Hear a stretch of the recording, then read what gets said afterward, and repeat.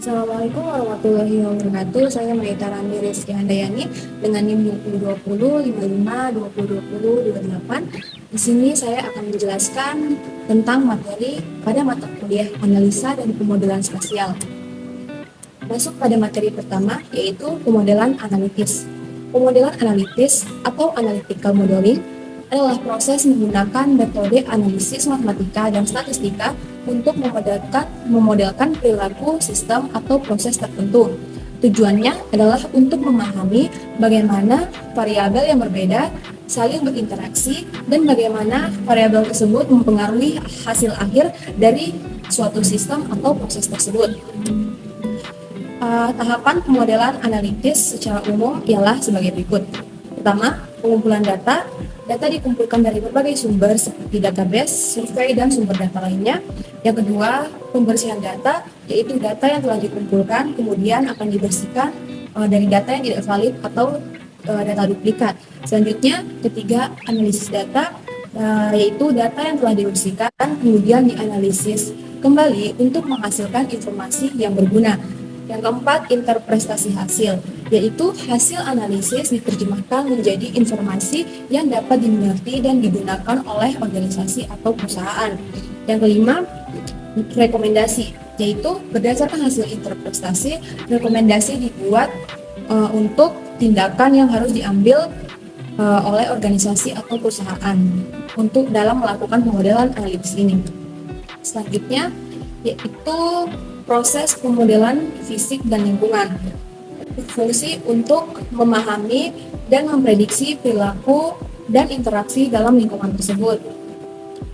Model fisik dalam pemodelan fisik dan lingkungan yaitu berupa replika fisik dari sistem atau lingkungan yang direkayasa di laboratorium atau di tempat lain. Contoh yaitu pengujian kekuatan material dengan mesin uji tarik atau pengujian aerodinamika dengan model pesawat terowongan angin, yaitu berupa model fisiknya.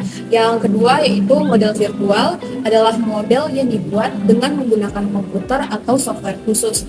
Model virtual dapat digunakan untuk memvisualisasikan sistem atau lingkungan serta memprediksi perilaku interaksi dalam lingkungan tersebut. Contohnya yaitu pemodelan cuaca, lingkungan laut, atau pemodelan kota yang dapat digunakan untuk memahami bagaimana lingkungan akan bereaksi terhadap perubahan lingkungan seperti perubahan iklim atau polusi. Jadi pada model virtual ini dibuat model secara virtual menggunakan aplikasi. Gitu. Selanjutnya proses pemodelan fisik dan lingkungan. Yang pertama adalah identifikasi objek atau lingkungan yang akan dimodelkan. Kedua, pengumpulan data atau informasi yang dibutuhkan seperti ukuran, bentuk material yang akan digunakan.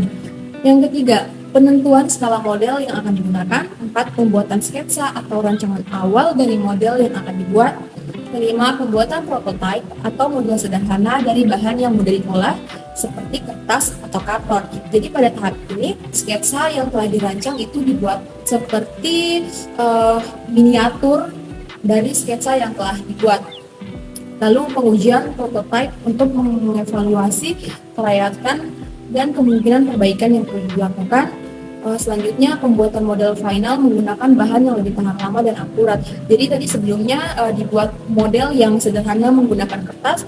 Di tahap ini model yang dibuat akan lebih ditingkatkan menggunakan bahan yang lebih kuat. Selanjutnya yang tahapan terakhir yaitu finishing atau pemasangan detail seperti pelengkapan lainnya. Selanjutnya proses pemodelan lingkungan dan manusia, yaitu suatu proses untuk membuat model yang menggambarkan interaksi antara manusia dan lingkungan, serta dampak apa yang dihasilkan oleh aktivitas manusia terhadap lingkungan.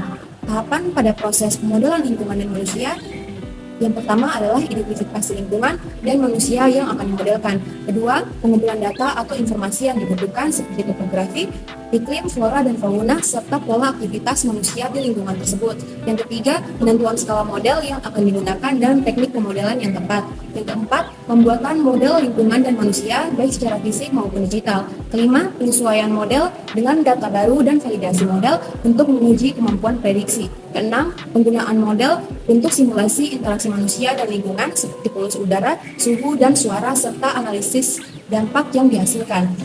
Yang terakhir adalah evaluasi hasil simulasi dan pengambilan keputusan berdasarkan hasil evaluasi. Contohnya, pengembangan model ketersediaan air tanah yang memperhitungkan pengaruh aktivitas manusia dan perubahan iklim terhadap lingkungan. Selanjutnya masuk pada proses pemodelan pengambilan keputusan. Proses pemodelan pengambilan keputusan adalah suatu proses untuk menentukan pilihan terbaik dari beberapa alternatif yang tersedia. Pemilihan alternatif dapat dilakukan dengan mempertimbangkan beberapa faktor atau kriteria yang telah ditetapkan sebelumnya. Proses ini umumnya terbagi menjadi beberapa tahapan, yaitu pertama identifikasi masalah atau tujuan yang ingin dicapai, yang kedua identifikasi kriteria atau faktor yang penting untuk mengambil keputusan, ketiga pengumpulan data atau informasi yang dibutuhkan, empat penentuan bobot atau nilai relatif dari setiap kriteria, kelima penilaian alternatif yang tersedia berdasarkan setiap kriteria, keenam menghitung skor total dari setiap alternatif, yang ketujuh memilih alternatif terbaik berdasarkan skor yang telah dihitung. Contohnya yaitu dalam bidang keuangan, di mana para ahli keuangan dapat menggunakan model matematis untuk membuat keputusan investasi. Jadi seperti namanya, pemodelan pengambilan keputusan ini digunakan untuk membantu seseorang memilih pilihan yang terbaik dari beberapa pilihan yang ada. Sekian penjelasan dari saya, kurang dan lebihnya mohon dimaafkan. Wassalamualaikum warahmatullahi wabarakatuh.